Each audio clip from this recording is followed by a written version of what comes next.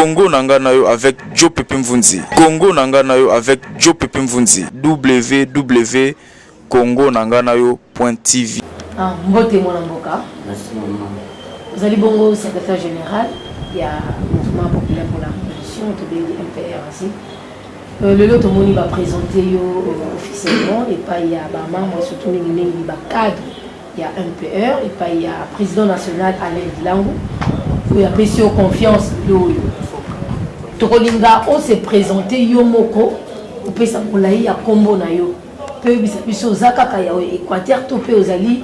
Il y a Mboka Msoufo Tevi était MPR ils a beaucoup plus bandeko il y a Équateur. Merci maman pour la question na yo. Il y a liboso pour na likambo etali combo ezali meuble ndala bisungi. Et ndala ezali na monoka mboka babengango ramo. Donc na français babengango ramo et puis bisungi ezali na monoka mboka balobi oyo ezoboya sima ya ramo ezali nini. Yango wana na be na sima ya ramo ezalaka matanga obi ezali fête. Na yango na nomination et na présentation na ngai na kati ya MPR ndenge na koti na kati ya MPR ezali sous matanga te ezali fête munene yango ezo pesa espoir pour na parti et puis pour na mboka. Okwa bisa biso zali ya Équateur topé zali ya Maman MPR ezali parti pour na Équateur te. MPR ezali parti ou ezali pour na Congo mobile. Mais pour na ngai na zali mwana ya bandu. Ok, et là on est impressionné qui ont accepté cause mon combat monene wana ya ko assumer poste et tant que secrétaire général ya MPR et pesa qui sont montés pour na yango. Merci maman ezali salaki ngai moi passe mingi ezalaki pour ya Congo d'abord ya MPR. Ngai na botami na tango ya MPR na koli na MPR na sali ba classe na MPR na moni ndenge MPR ezalaka na monaka souci MPR ezalaka nango na monaka ndenge sécurité MPR achaka na mboka na monaka ndenge économie ya mboka ezalaka na MPR na moni lelo ndenge tozo kende 20 ans après absence ya MPR na moni lelo ezalité yango wana souci nazalaki nango ndenge ba nomenga secrétaire général je me dis en tout cas o na monaka esengeli na sala plus que ce que na monaki na o na monaki et puis on a vivraki na époque on a zaraki na elenge époque ni c'est que yo vivre na maréchal il y a peut-être seulement les solo muké par rapport à expérience ou on a ou asima qui paie certaines responsabilités na MPR et le côté na sala na maréchal te ngai elo que c'est plus ngai ezali ba valeur oyo ye atiaki na mutu na ye le nationalisme le patriotisme le tamu na zo kotala mboka ndenge zo kende ezokolungwa moke le patriotisme ezokolungwa d'ailleurs sur terrain tamu zo kotambola koyoka bato musu bazoloba tomonika mboka moto teka yango nazo kotala mutu oyo mwana Congo alobaki bateka mboka ça signifie bolingo mboka eza société na bi mboka bakoko teka yango te tant que nazali vivant. Voilà pourquoi na bi te esengeli nazongi sa valeur wana ba valeur o mobutu apesaka na kati ya mboka ese moto zalaka nango ezonga na kati ya mboka. Voilà. Quand il y a biso quelques valeurs en gros. Il y a le nationalisme. Il y a le patriotisme. Il y a Misato, il y a le logo, il y a incité que l'unité est en boca. Que ata ndamu moko ya mabele koko kendete. Voilà. Wana ezali biloko ya mutuya pona oyo na banoko retenir pona tata wana. Pour aller samakasi statut ya MPR oyo botamililo oyo mwana mboka Alain Dilango Mobutu azur élève. Est-ce que vous êtes convaincu que na lolenge yo lingi mboka tambolama na statut wana est-ce que ils a se marier? Statut oyo ya MPR ya 1967 et le moko te échanger na vie ya bato.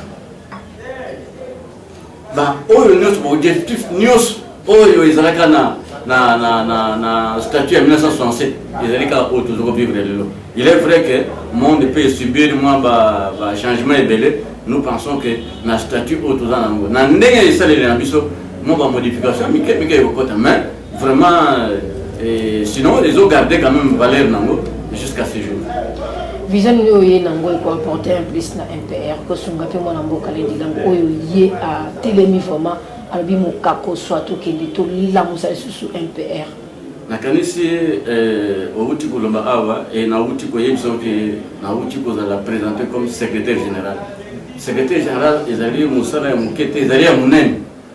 Secrétaire général musala na ye ezali structure donc bongisa parti pour faire sa parti et que les allait implanter partout même na kati ya village ya mike parti et comment voilà donc musala oyo munene ngana ko apporter pour qu'il y ait amata ngana kita yango wana.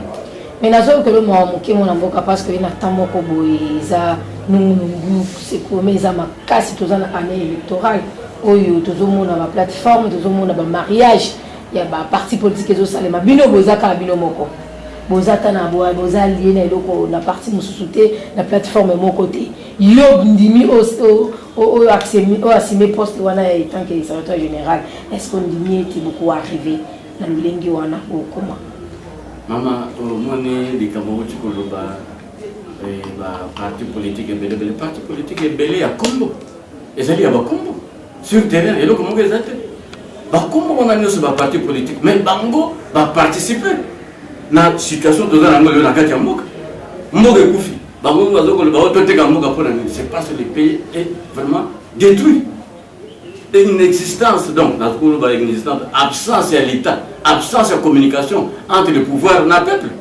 peuple basé bango moko qu'on laisse ça banger dans l'air de l'heure pardon banger à l'heure mais un peu dans un langage un peu dans un discours les alliés où ils toujours utiliser ceux qui n'ont pas bien mamsusu bango bakoyi bango pour comment gaga ce que stratégie na ye bango na bayibi bango ba effacer.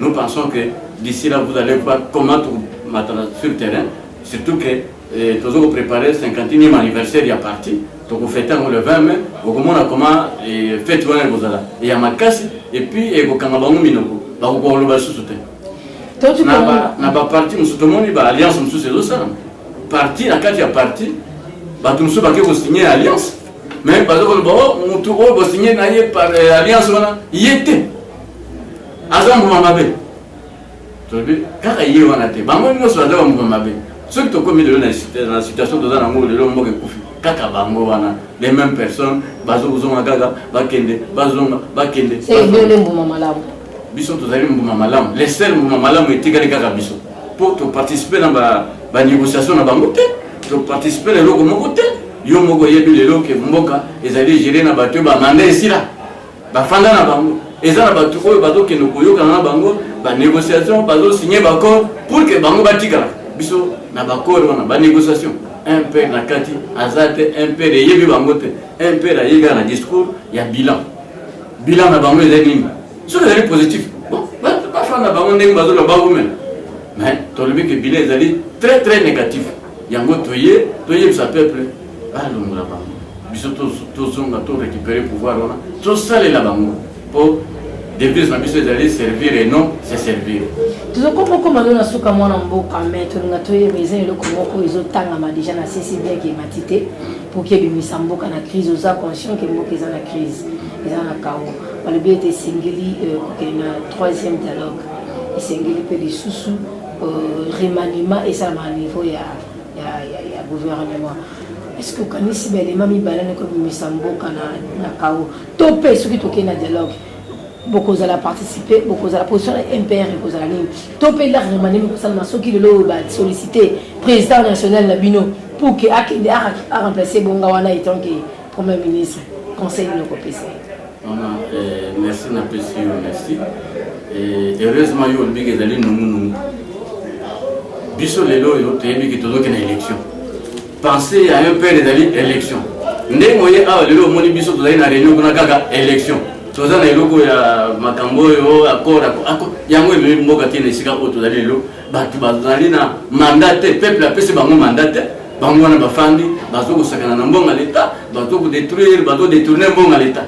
Yango to lingi to mettre fin na makambo na to keneka na élection. Donc bolingo lo ba été MPR ils a focalisé beaucoup plus kana makambo. Élection biso eloko musu tekaka élection. Tout ce qui sont na motuna oyo mona mboka to kolinga été otala vraiment viseur na biso ya caméra opesa message oyo ekotika na mitoba imboka ke MPR azwaki CG ya sika tala message oyo makasa ya kinango. Bandeko impère ezali parti ya bino ezali parti ya biso parti na bino mpona nini mpo ebele ya bato oyo baza na plus de 20 ans bayebaki impère bavivraki na impère bayebaki bavaleur oyo impère eprenaki na kati ya mboka ya liboso le nationalisme ya mibale le patriotisme boyebaki ke na impère mobulu moko te ekokozala na kati ya mboka ndambo mabele ekokokende te soki botali carte ya mboka lelo bokomona eza susu 2 345 000 km² susu te ekomi botali yango bien bokomona bavirgule elungwe na kati bazero elungwe c'est pour dire que mboka eza susu malamu te bon nyonso oyo bazali distrait bafai na ndako bazokanisa no mboka eza kokufa toteka mboka tokoteka ngo mokolo moko te mboka ezali ya biso esengeli tosauve mboka tokosauve mboka ndenge nini totali nsima ndenge mwana mobali oyo abuti koyemba tala nsima azonga motu totali nsima tomoni impère eloko mosusu eza te kaka impère yango tozongi na impère torécupere bavaleur ya impère totia yango na place publique mpo emema mboka ekende liboso totondi yo botondi mwana mboka atondi yo